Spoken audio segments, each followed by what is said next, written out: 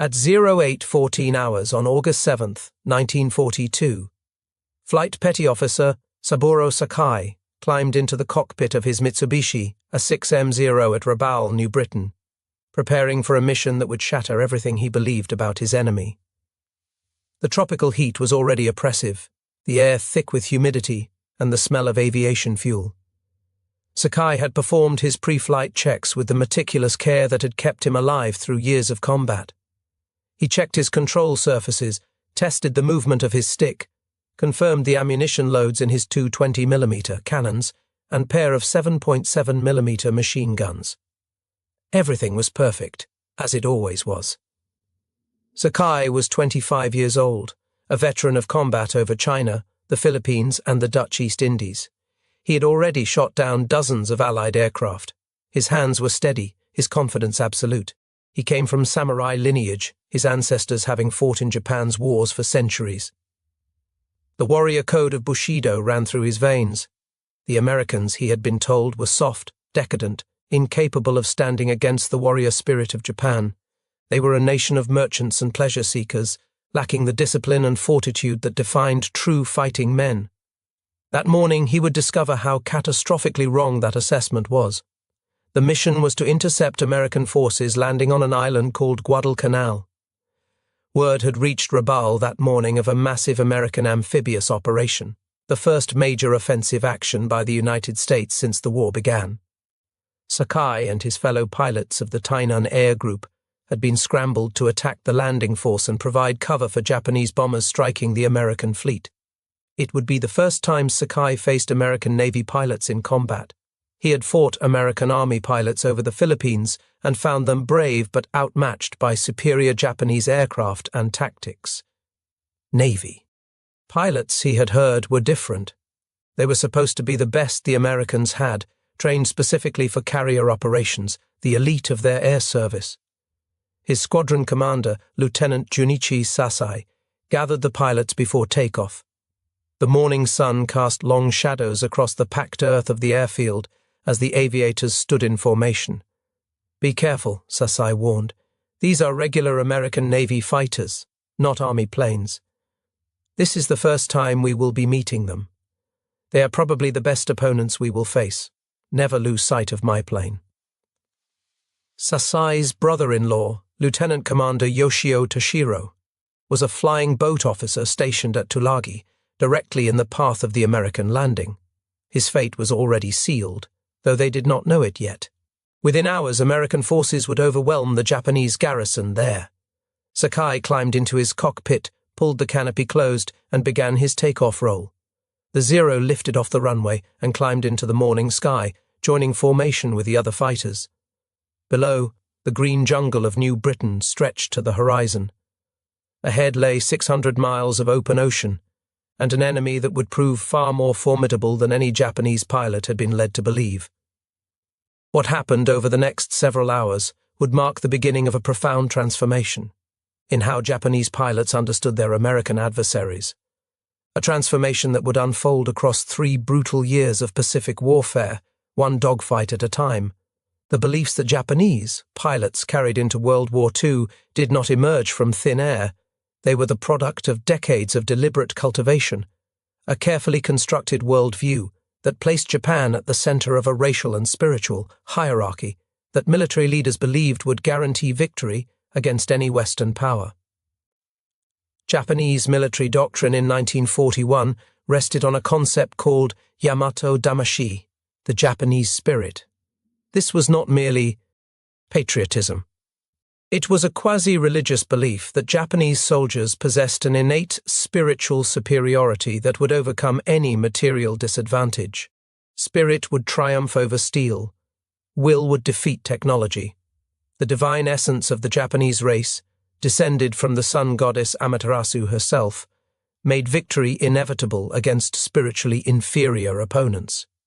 This belief had deep roots in Japanese history and culture. The warrior class, the samurai, had dominated Japanese society for centuries. Their code of Bushido emphasized honor, loyalty unto death, and contempt for enemies who surrendered rather than fight to the end. When Japan modernized in the late 19th century, These samurai values were deliberately grafted onto the new conscript army. Every Japanese soldier was taught to see himself as a spiritual heir to the samurai, regardless of his actual ancestry. The concept received its ultimate validation in 1905, when Japan defeated Imperial Russia in a war that shocked the Western world. A small Asian nation had humbled one of the great European powers. Japanese military theorists concluded that their victory proved the superiority of spirit over mere material resources. Russia had more men, more ships, more industry. Japan had Yamato Damashi. Spirit had won. Military propaganda reinforced these ideas relentlessly in the decades that followed. American soldiers were portrayed as weak, materialistic, and lacking any warrior tradition. Japanese newspapers and films depicted them as a nation of frightened housewives, labor agitators, and greedy businessmen who would crumble at the first sign of serious resistance. One popular wartime film showed American soldiers as morally decadent and physically weak devils, incapable of standing against the purity and virtue of Japanese warriors. The armed forces were told that American forces would not come to fight them, that Americans could not fight in the jungle and indeed could not stand warfare of any kind. Accounts of prisoners of war depicted the Americans as cowardly and willing to do anything to gain favor with their captors. Subordinates were actively encouraged to treat prisoners contemptuously, to foster feelings of superiority toward them. This contempt extended specifically to American pilots. Before the war, some Japanese military theorists argued that Americans made poor aviators because they lacked the discipline and spiritual fortitude required for aerial combat. One pre-war analysis suggested that Americans had a defective sense of balance that made them unsuitable for flying. The American love of comfort, of safety, of individual preservation over collective duty would make them hesitant in battle. They would break and run when confronted with true warriors who did not fear death. Japanese pilot training reinforced this superiority complex through a selection and education process that was among the most rigorous in the world. The program was brutally selective, accepting only the most exceptional candidates from thousands of applicants. A young man hoping to become a naval aviator had to pass a series of examinations that eliminated all but a tiny fraction of those who applied. Those who made it into the program faced years of intensive training. The curriculum lasted 2 to 3 years and produced aviators with 700 hours or more of flight time before they ever saw combat. Pilots practiced gunnery, navigation, formation flying, and acrobatics until the skills became instinctive. They learned to push their aircraft to the absolute limits of performance. The training was also physically brutal. Recruits were severely beaten with rattan sticks for the slightest perceived infractions. Saburo Sakai later described it in stark terms. "I remember sometimes passing out from the blows. The body and mind can take only so much punishment. When a recruit passed out, they would throw cold water on him to revive him, then continue the beating. We were to suffer in silence. Period." By contrast, American pilots at the war's beginning often had far less experience. The peacetime American military had been small, its pilot training programs limited in scale. Many American pilots who would face the Japanese in the opening months of the war had only a few hundred hours of flight time. Some had even less. Japanese veterans looked at their American counterparts and saw inexperienced boys in inferior aircraft. The assessment seemed reasonable based on the evidence available. American pre-war fighter designs, aircraft like the P-36 and the F-2 Buffalo, were clearly outclassed by the Zero. Japanese pilots who had tested captured American planes confirmed their inferiority. Everything pointed to an easy victory. The early months of the war seemed to confirm every Japanese assumption. Pearl Harbor, the Philippines, Malaya, the Dutch East Indies, one victory followed another with stunning speed. Japanese Zeros dominated the skies, shooting down American P-40 Warhawks, P-39 Airacobras, and F-2 Buffaloes with apparent ease. In the Philippines, Japanese pilots destroyed most of the American Air Force on the ground in the opening attacks and swept aside what remained in aerial combat. The kill ratios were overwhelmingly favorable. American pilots who survived early encounters described the Zero as nearly invincible, a fighter that could outclimb, outturn, and outmaneuver anything in the Allied arsenal. For Japanese aviators, this success bred what historians would later call victory disease. They became convinced that their string of triumphs validated everything they had been taught about racial and spiritual superiority. The Americans were exactly as weak as propaganda had promised. The war would be won quickly, and Japan would take its rightful place as the dominant power in Asia. Then came Guadalcanal. Lieutenant Commander Tadashi Nakajima was one of Japan's most experienced fighter leaders. He had flown combat since the war with China and commanded some of the Imperial Navy's finest pilots. On a mission over Guadalcanal in August 1942, Nakajima encountered something that made him return to Rabaul in a rage. He had gotten on the tail of an American F4F Wildcat easily enough. The Wildcat was slower than his Zero, less maneuverable, an inferior aircraft by every measure that mattered. Nakajima lined up his shot, preparing to add another kill to his record. Then something unexpected happened. A second Wildcat came roaring at him from the side. Nakajima had to break off his attack. He tried to re-engage, but every time he closed on one American, the other would swing around to threaten him. The two Wildcats kept weaving back and forth, protecting each other, denying him any clean shot. For the first time in his combat career, Nakajima was forced to dive away and run for safety. Saburo Sakai witnessed similar encounters. He later described the confusion among Japanese pilots when they first faced this tactic. For the first time, Lieutenant Commander Nakajima encountered what was to become a famous double-team maneuver on the part of the enemy. Two Wildcats jumped on the commander's plane. He had no trouble getting on the tail of an enemy fighter, but never had a chance to fire before the Grumman's teammate roared at him from the side. What the Japanese pilots had encountered was the Thach Weave, a defensive tactic developed by Lieutenant Commander John Thach of the United States Navy. Thach had heard intelligence reports about the Zero's extraordinary capabilities before he ever faced one in combat. A Fleet Air Tactical Unit Intelligence Bulletin dated September 22, 1941, had described the new Japanese fighter's extraordinary maneuverability and climb rate. The Zero could climb at over 5,000 feet per minute and execute turns that would stall most American fighters. Rather than accept that the Zero was unbeatable, Thach spent evenings at his dining room table in Coronado, California, working with matchsticks to devise a counter. He would arrange the matches to represent aircraft, moving them through imaginary combat scenarios, trying to find a way to neutralize the Zero's advantages. Night after night he experimented, testing and discarding ideas until he found something that worked. The principle was elegant in its simplicity. Two fighters would fly in a wide formation, separated by enough distance that an attacking enemy could not engage both simultaneously. When a Zero attacked one, both Americans would turn toward each other in a series of weaving maneuvers. The Zero, focused on its target, would suddenly find itself crossing through the path of the second Wildcat.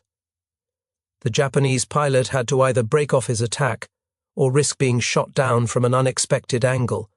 Thach called it the beam defense position. It would become known to history as the Thach Weave. The tactic required something that Japanese pilots initially dismissed as a weakness: teamwork over individual glory. Japanese training emphasized personal skill, the lone warrior proving his worth through individual combat like the samurai of old. Pilots sought to build personal kill records, to be recognized as aces, to bring honor to their families through individual achievement. American training increasingly emphasized mutual support, protecting your wingman above all else, subordinating individual glory to collective survival. Thach tested his tactic in practice with fellow pilot Butch O'Hare before either had seen combat against the Zero. At the Battle of Midway in June 1942, Thach had his first chance to try it against actual Japanese fighters. His flight of 6 Wildcats from Fighting Squadron 3 on the USS Yorktown was escorting torpedo bombers when they were bounced by 15 to 20 Zeros. The situation should have been hopeless. The Zeros were faster, more maneuverable, and outnumbered the Wildcats by at least 3 to 1. One Wildcat was immediately set ablaze. Another had its radio knocked out. Thach was down to 4 fighters against a swarm of Japanese planes. He initiated the weave with his wingman, Ensign Ram Dib. The inexperienced Dib followed the pattern they had practiced, turning toward Thach when a Zero latched onto his tail. Thach watched the enemy fighter slide into position behind his wingman. With so many enemy planes in the air, he was not sure anything would work.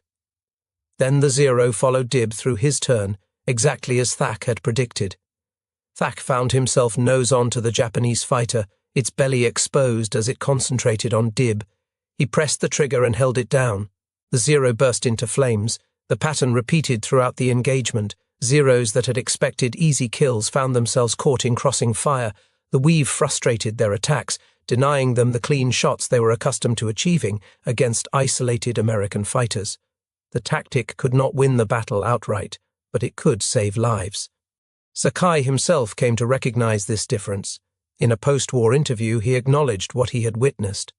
"I am confident that Japanese pilots were superior on a one-on-one basis," he said, "but the ability to work as a team, both offensively and defensively, that the Americans had was very impressive. Perhaps this comes from the team's spirit and thinking they developed playing American football. This hit us particularly hard in the air engagements from the middle of the war onwards. They all wanted to win. Combat makes the pilots' will to win stronger. With every fight, they became much stronger." That observation cut to the heart of something Japanese pilots struggled to understand. The Americans were not fighting as individuals seeking honor. They were fighting as a coordinated unit seeking victory, and they were getting better at it every day.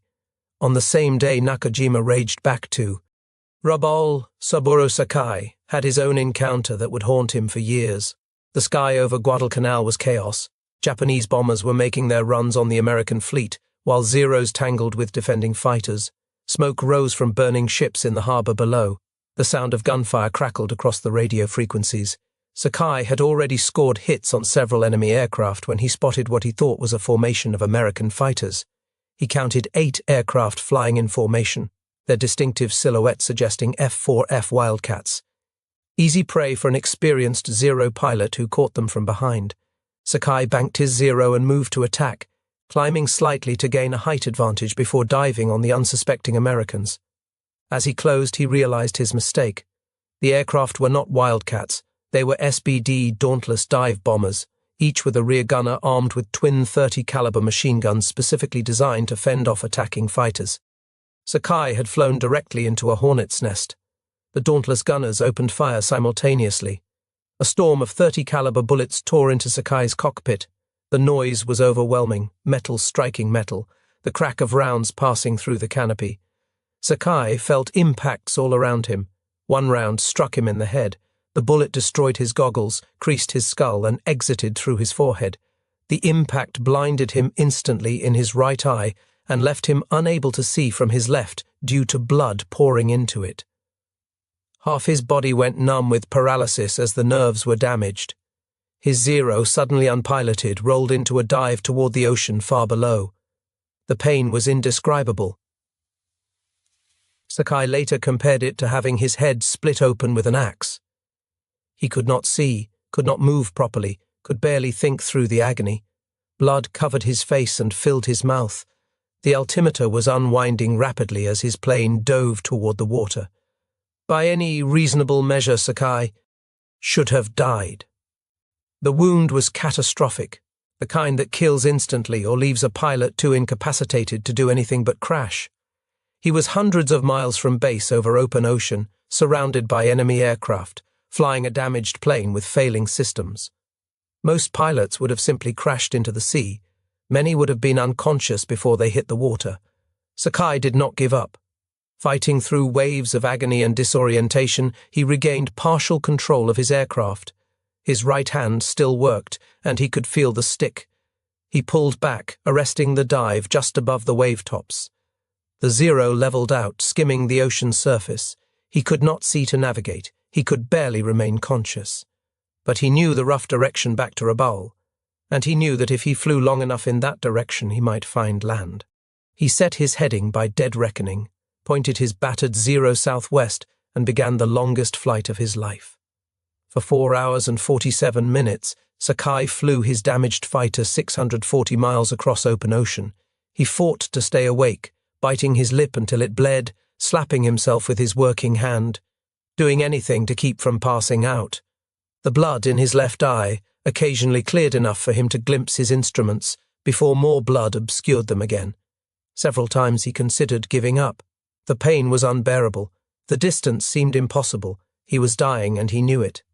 But something kept him going, some combination of training, pride, and sheer stubbornness that refused to let him die in the water.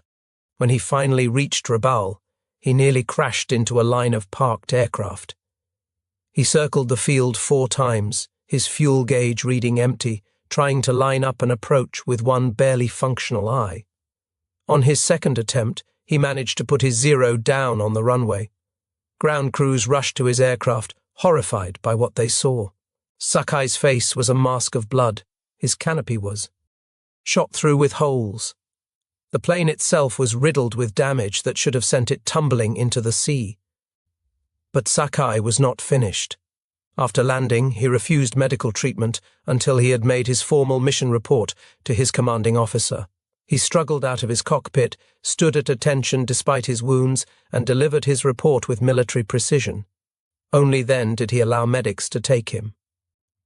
The wound ended Sakai's frontline combat career for nearly 2 years. The bullet had permanently destroyed the vision in his right eye.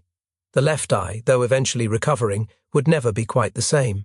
The paralysis gradually faded, but the psychological scars would last forever. But before he was evacuated to Japan for surgery and rehabilitation, he had time to reflect on what had happened over Guadalcanal. The Americans had not broken. They had not run. They had fought with a tenacity and skill that Japanese propaganda had insisted was impossible. Their gunners had stood their ground and shot accurately even as Zero fighters bore down on them. And they had shot him down. The daily air battles over Guadalcanal forced a slow, painful recalibration in how Japanese pilots thought about their enemy. The Marines flying from Henderson Field on Guadalcanal were not elite pilots by peacetime standards. Many had minimal combat experience. Some had arrived at the island barely qualified to fly their aircraft in combat conditions. Their Wildcats were demonstrably inferior to the Zero in most performance categories, slower by perhaps 15 miles per hour, less maneuverable in every axis, unable to climb or turn with the Japanese fighter. On paper, every engagement should have been a Japanese victory. None of that mattered as much as Japanese pilots had assumed. The Americans had advantages that did not show up in aircraft specifications. Their planes were ruggedly built, constructed to survive damage that would destroy a Zero. A Wildcat could absorb dozens of hits from Japanese machine guns and keep flying. Its pilot sat behind armor plating that stopped bullets that would have killed him in a Japanese aircraft. Its fuel tanks were self-sealing, designed to close around bullet holes rather than leak fuel that could ignite.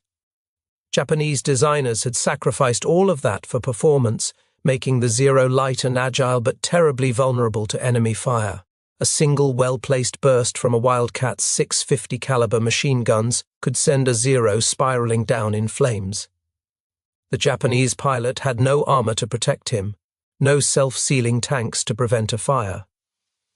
The same aircraft that made him nearly untouchable in a dogfight made him fatally vulnerable if an enemy ever got a clean shot. More importantly, the American tactical system was evolving rapidly, adapting to the realities of combat against a superior aircraft. Pilots who survived their first engagements learned hard lessons and applied them. Intelligence officers debriefed them thoroughly after every mission, identified what worked and what failed, and spread successful tactics across the force. When one pilot discovered an effective counter to a Japanese maneuver, that knowledge was documented, analyzed, and disseminated to every squadron in the theater. The Americans developed new rules for engaging Zeros. Never try to dogfight them at low speed. Never follow them in a climb. Never chase a Zero that seems to be running away, because it might be setting up a reversal. Instead, use altitude advantage. Dive on them from above, make one pass, and climb away before they can respond. Fight in pairs, always protecting your wingman. Accept that your aircraft is slower and less maneuverable, and find ways to turn those weaknesses into strengths. The Japanese system worked differently. Individual glory was prized over institutional learning. Ace pilots were celebrated in newspapers and on the radio, their faces appearing on posters and cigarette cards, their techniques discussed in reverent tones. But those techniques often died with them. There was little systematic effort to capture and spread tactical innovations across the force. Veteran pilots were kept in combat until they were killed or disabled, rather than rotated home to train replacements and share what they had learned. The consequences became apparent in the attrition statistics. Japan lost 36 aircraft over Guadalcanal in the first 2 days of combat. The Americans lost 19, many to accidents rather than enemy action. That ratio held roughly steady through months of fighting. Japanese pilots were dying faster than they could be replaced, and each loss took with it years of irreplaceable training and experience. By late 1942, some Japanese pilots began to express concerns that filtered back through intelligence reports and private conversations. The Americans were not fighting the way propaganda had promised. They were not cowards who would break at the first sign of resistance. They did not freeze in panic when engaged by superior aircraft. They improved constantly, learning from every encounter, adapting their tactics, getting better every week. And they kept coming. No matter how many American planes the Japanese shot down, more appeared the next day.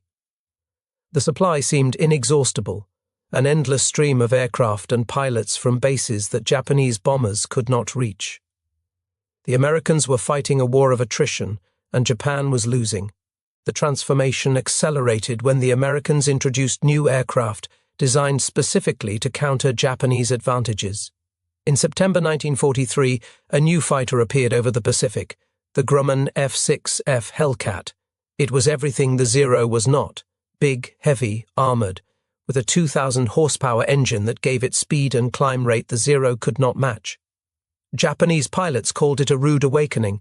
The Hellcat could absorb hits that would have destroyed a Zero and keep flying.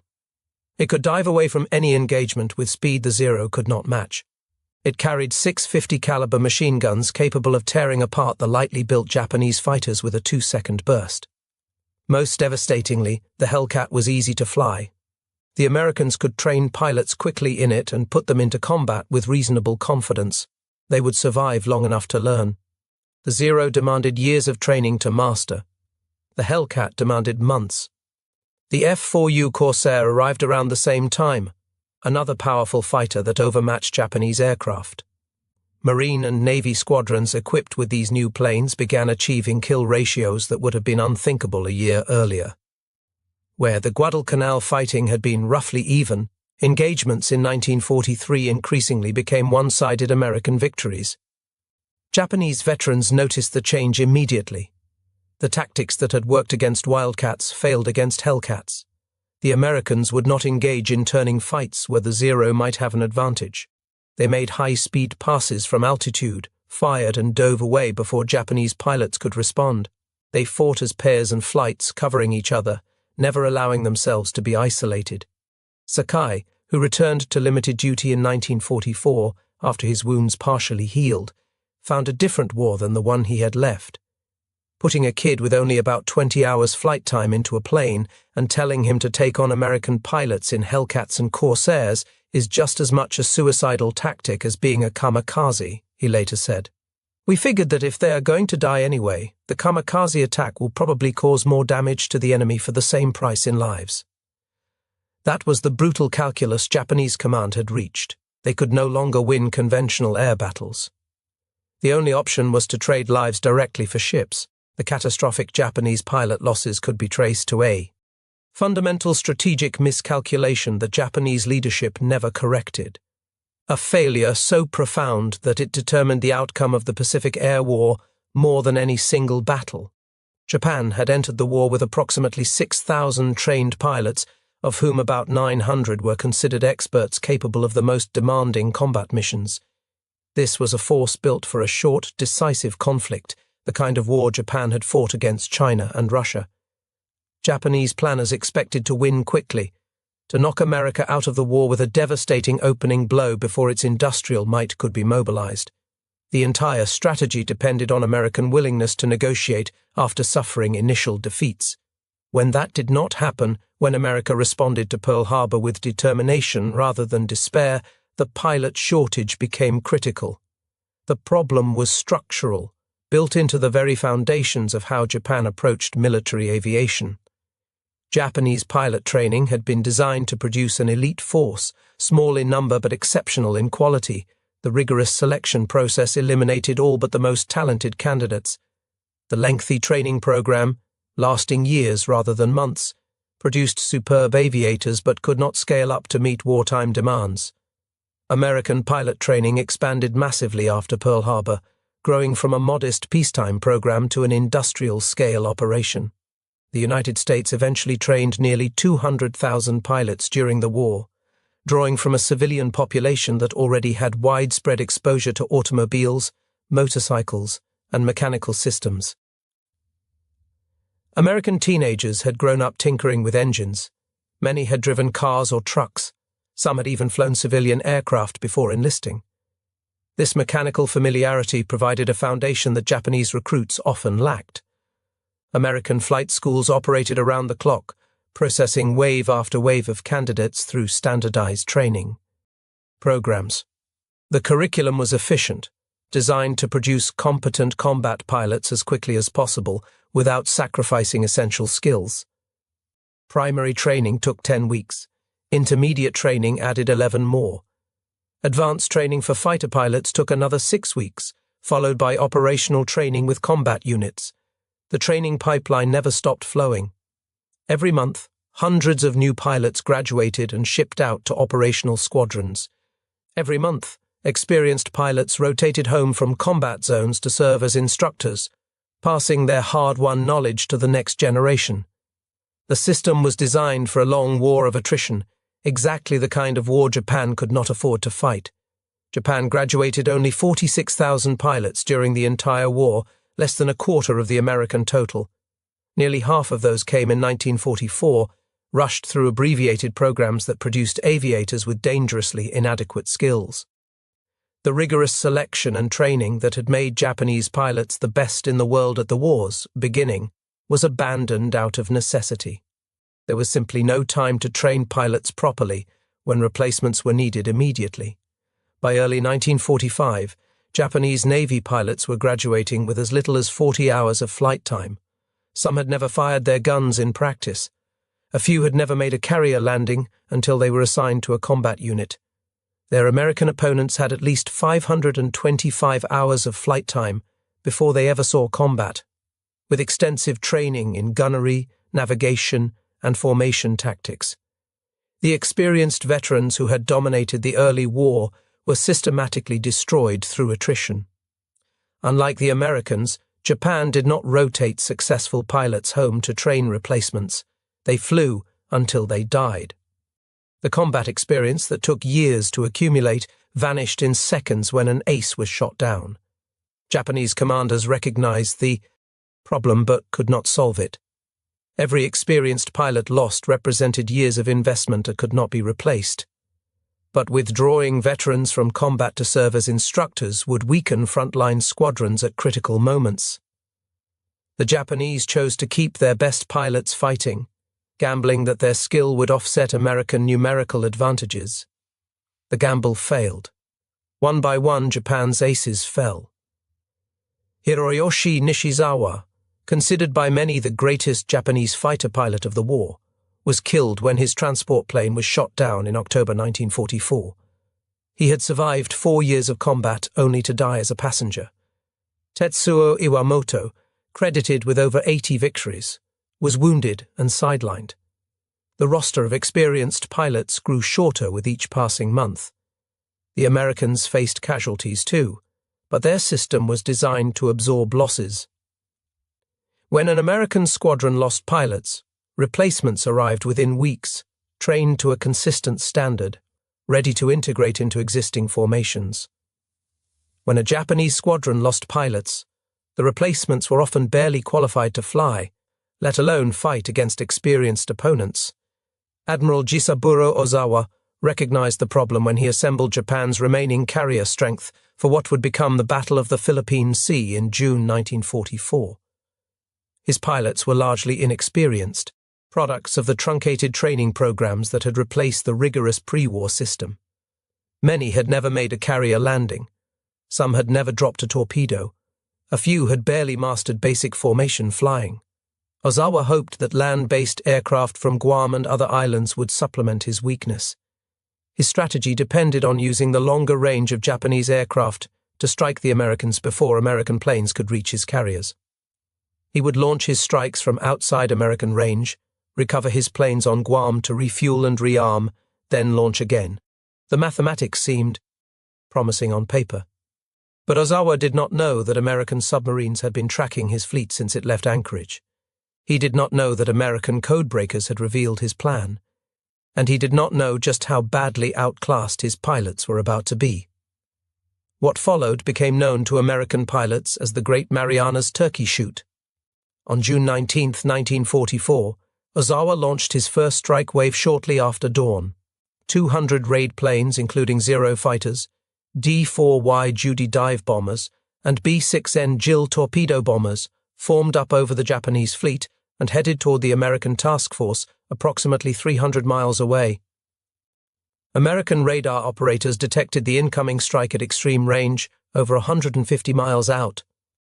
This gave the fighter directors aboard the American carriers time to vector their combat air patrol to intercept. Within minutes, dozens of F6F Hellcats were climbing toward the incoming Japanese formation. The inexperienced Japanese pilots flew into a slaughter.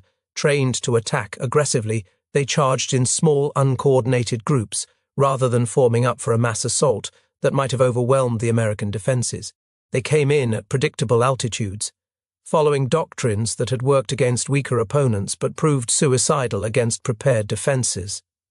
American fighter directors, a new addition to the fleet that had been lacking in earlier battles, calmly vectored Hellcats to intercept each wave with devastating precision. The Japanese pilots, many facing combat for the first time, found themselves outmaneuvered and outflown by American veterans who had months or years of experience. The Hellcats dove through the Japanese formations, scattering the attackers, picking off bombers before they could reach their targets. The few Japanese pilots who made it through the fighter screen faced a wall of anti-aircraft fire from the American ships, including a new weapon called the proximity fuse that detonated near targets without requiring a direct hit. The results were catastrophic. Of the first wave of 69 aircraft, 42 were shot down. The second wave lost 97 of 130 aircraft. The third wave fared slightly better, losing only 7 of 47 planes, but achieved nothing. The fourth wave lost 82 of 82 aircraft, a total annihilation. By nightfall, Japan had lost nearly 300 aircraft. American losses were about 30 planes. The kill ratio approached 10-1, a margin of victory so overwhelming that it defied belief. One American pilot, Lieutenant Junior Grade Alexander Vrasiu of Fighting Squadron 16, shot down 6 Japanese planes in 8 minutes during the battle. When asked to pose for photographers afterward, he held up 6 fingers and grinned. "It was just like an old-time turkey shoot," he said. The phrase stuck and became the battle's unofficial name. But the Japanese pilots had not lacked courage.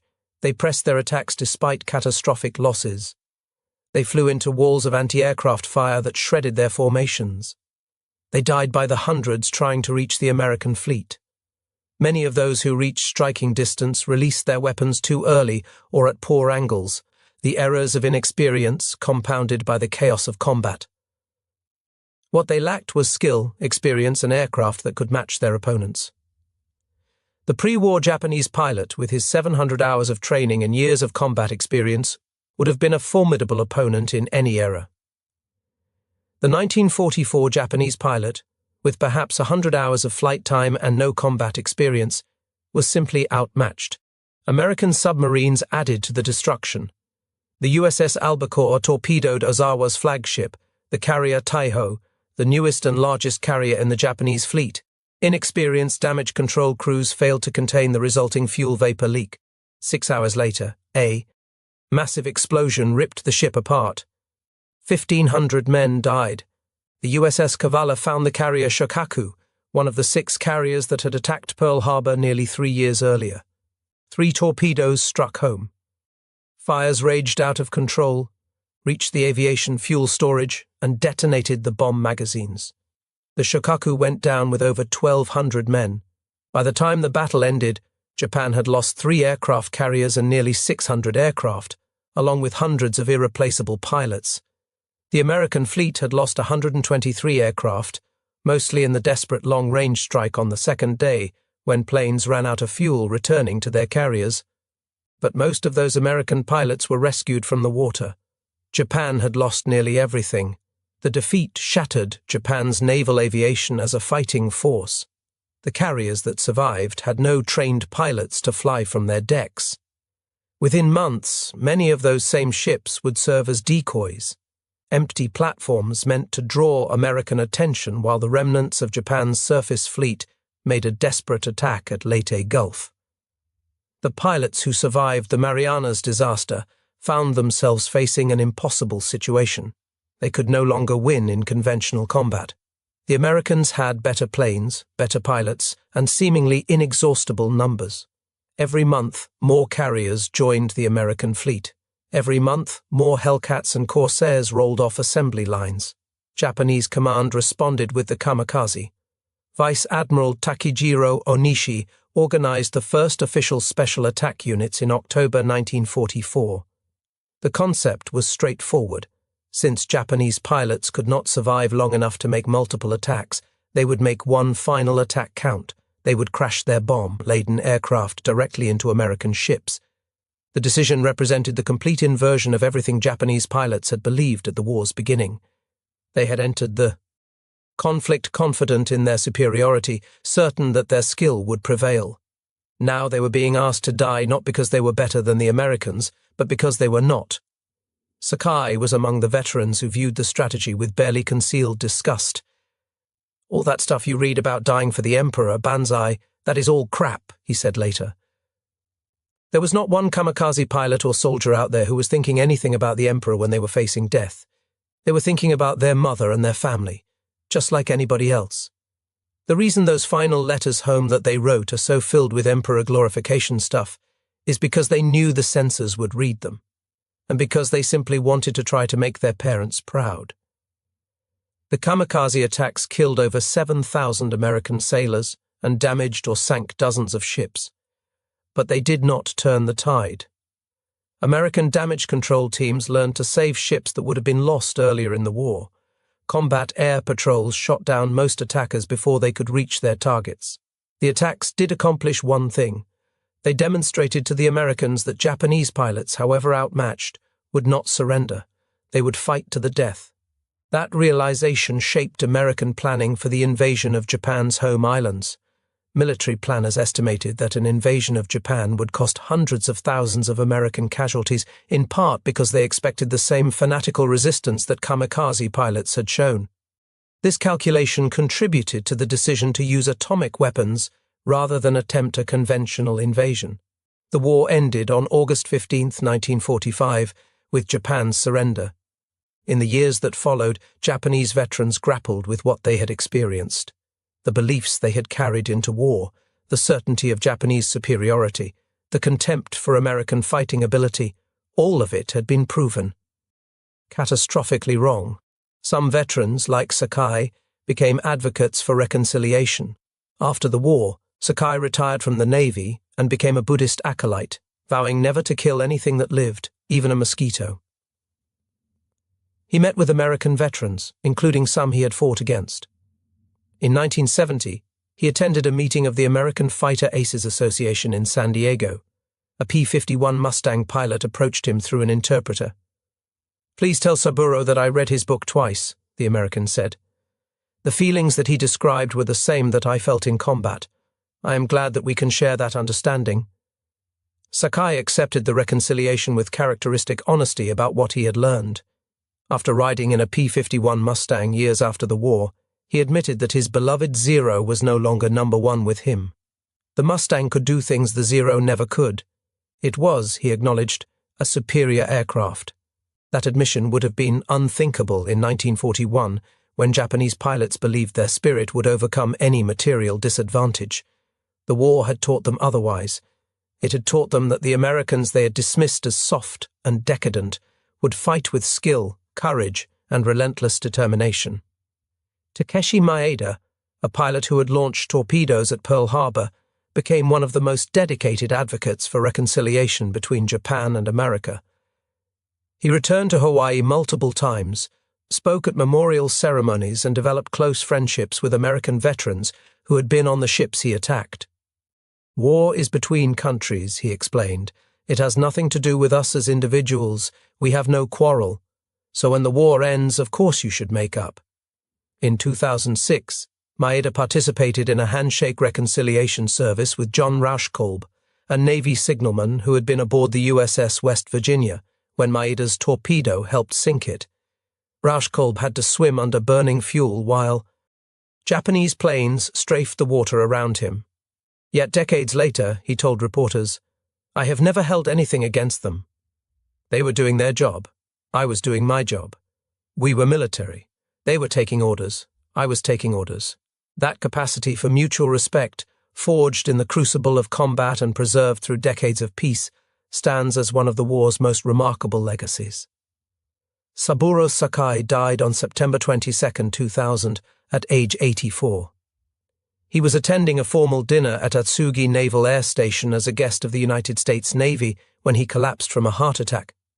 American officers rushed to help him, but he was gone. He had lived long enough to see his former enemies become his closest allies, long enough to acknowledge that American pilots had been worthy opponents who had earned his respect through their courage and skill, long enough to reject the poisonous ideology of racial superiority that had led his nation into war. His memoir, Samurai, remains one of the most widely read accounts of aerial combat in the Pacific. It presents the war from a perspective rarely seen in Western histories, that of a Japanese pilot who started the war believing in his nation's inevitable victory and ended it understanding exactly why Japan lost. The transformation in Japanese perceptions of American pilots between 1941 and 1945 represents one of history's most dramatic shifts in military assessment. Japanese aviators began the war convinced they faced an inferior enemy. They ended it knowing they had faced pilots who matched them in courage and exceeded them in resources, training systems, and tactical adaptation. That knowledge came at a terrible price. Japan lost approximately 40,000 pilots during the war, many in the final desperate months when undertrained young men were sent to die against overwhelming American superiority. The legacy survives in unexpected ways. At Atsugi Naval Air Station, where Sakai died, American and Japanese aviators now trained side by side. The alliance between former enemies has become one of the most durable in the world. Former Japanese pilots who once believed Americans would never fight have watched their grandchildren serve alongside Americans in joint exercises that would have been unimaginable in 1942. The story of how Japanese pilots learned to respect American aviators is ultimately a story about the destruction of dangerous myths. The belief in inherent racial or spiritual superiority, the contempt for enemies based on propaganda rather than evidence, the assumption that will alone can overcome material reality, all of these ideas were tested in the skies over Guadalcanal, the Philippine Sea, and Okinawa. They failed. The failure was complete and undeniable. Japanese pilots who had expected easy victory found themselves outmatched in aircraft, tactics, training systems, and eventually in numbers so overwhelming that individual skill ceased to matter. The Americans they had dismissed as inferior proved to be formidable opponents who fought with tenacity, adapted with intelligence, and improved with relentless determination. What replaced the myths of superiority was something more durable, a recognition that courage exists on both sides of any conflict, that bravery is not the monopoly of any nation or race, that skill must be earned through training and experience, not assumed through birth or cultural superiority, that the enemy you dismiss as weak may surprise you with strength you never imagined. The transformation required Japan's defeat, but it also required the willingness of survivors on both sides to reflect honestly on what they had experienced. Veterans like Saburo Sakai, Takeshi Maeda, Zenji Abe, and Kaname Harada chose to spend their post-war lives building bridges rather than nursing grievances. They traveled to America, met with former enemies, and acknowledged publicly that their opponents had been worthy adversaries. American veterans reciprocated. Men who had watched friends die at Japanese hands found it within themselves to shake hands with the pilots who might have killed them. The shared experience of aerial combat, the understanding that both sides had faced death with courage, created a bond that transcended the hatreds of war. This reconciliation was not universal. Many veterans on both sides could never forgive what they had experienced. The Pacific War had been brutal in ways that the European theatre often was not, marked by atrocities, racial hatred, and a mutual willingness to show no quarter. Some wounds never healed, but enough healing occurred to transform wartime adversaries into peacetime partners. The United States and Japan built one of the strongest military partnerships in the world, a relationship that would have seemed impossible to the pilots who faced each other over Guadalcanal. Japanese and American aviators now train together, fly together, and plan together for the defense of shared interests. Saburo Sakai understood this better than most. Years after the war, he reflected on what combat had taught him about himself and his enemies. The first fight, I did not remember anything or understand anything. With every fight, I became stronger. The Americans were the same. They all wanted to win.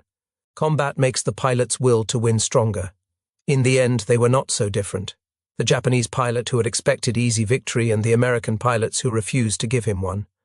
They were young men, far from home, fighting for their countries, testing themselves against each other in the most unforgiving arena imaginable. They climbed into their cockpits knowing that each flight might be their last. They watched friends die in burning aircraft. They lived with fear and pushed through it to do what their nations asked of them. Some survived, most did not.